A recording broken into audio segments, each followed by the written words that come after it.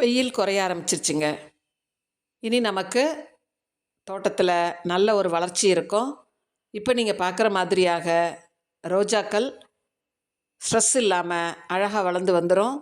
படிப்படியாக வெயில் நமக்கு கம்மியாக இருக்குது. அப்பப்போ மழையும் வந்துட்டுருக்கு.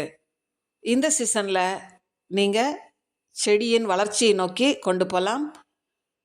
இந்த பன்னீர் ரோஜாக்கள் 3 வகையாக இருக்குது. இந்த 3 வகையுமே நமக்கு வேகமாக வளரக்கூடியது. இப்போ பாருங்கள், செடியில் இருக்கிறது பன்னீர் ரோஜா. அதே மாதிரி இதுவும் டமாஸ்க் ரோஸ்ன்னு சொல்லுவாங்க. அதற்கு ஈக்குவலாக அதை விட ஒரு படி மேலாக வாசனை தரக்கூடிய இந்த 2 வகை பூக்கள் இருக்குது பாருங்கள். இது மட்டும் இல்லாமல் மற்றொரு நாட்டு வகை ரோஜா இப்போ நீங்கள் பார்க்குறீங்க. இது 3 விதமான நாட்டு வகை ரோஜா. அதிகமாக பூக்கக்கூடியது, மிகவும் வாசனையுடையது. இப்போ 3ஆவதாக பார்த்த ரோஸில் கொஞ்சம் வாசனை கம்மியாக இருக்கும். ஆனால் பன்னீர் ரோஸ்லேயும் டமாஸ்க் ரோஸ்லேயும் அளவுக்கு அதிகமான வாசனை வரும். நிறைய ஹெல்த்தியான ஃப்ளவர்ஸ் வந்துடும். நீங்கள் அழகாக இந்த 3 நாட்டு வகை ரோஜாக்களையும் வளர்த்திங்கன்னா எப்போவுமே நமக்கு வருடம் முழுவதும் பூக்கள் கிடைக்கும்.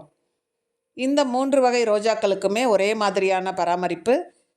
இந்த 3 வகையான ரோஜாலேயும் பூச்சி தாக்குதல் அதிகமாக வர்றதில்ல.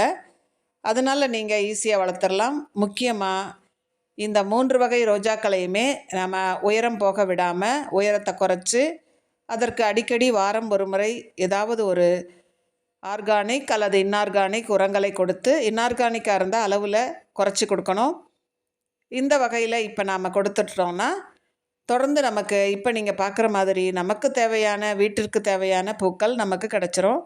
பூஜைக்கும் தலைக்கும் இந்த மருத்துவ குணம் கொண்ட பன்னீர் ரோஸையும் நாம் பயன்படுத்திக்கலாம். இப்படி எல்லா வகையிலையும் பயனுள்ளதாக இருக்கக்கூடிய இந்த நாட்டு வகை ரோஜாக்களை நாம் வளர்த்துட்டோன்னா நமக்கு பூக்கள் இல்லைன்ற நாட்களே இருக்காது. கண்டிப்பாக நீங்களும் இது போன்று ட்ரை பண்ணுங்கள். ஒரு 10 நாட்களுக்கு ஒரு முறை பூச்சி விரட்டி தெளிச்சிருங்க. வெயில் அதிகமாக இருந்தால் தண்ணி ஸ்ப்ரே பண்ணி கொடுங்க. வெயில் அதிகமாக இருந்தால் நிழல் கொடுங்க. இதுவே போதுமானது.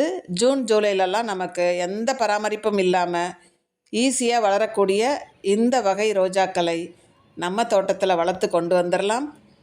கண்டிப்பாக உங்களுக்கு நல்ல ரிசல்ட் இருக்கும். முயற்சி செஞ்சு பாருங்கள். 3 வகை ரோஜாக்களுமே வளரக்கூடியது, பூக்களை தரக்கூடியது. உங்கள் வீட்லேயும் பூத்துரும். நீங்களும் இப்போ நீங்கள் பார்க்குற 3 வகை ரோஜாக்களையும் வளர்த்து பயன்பெறலாம். என்னோடய சேனலில் நிறைய குறிப்புகள் இருக்குது. ப்ளேலிஸ்ட்டில் பாருங்கள். தேங்க்யூ ஃபார் வாட்சிங்.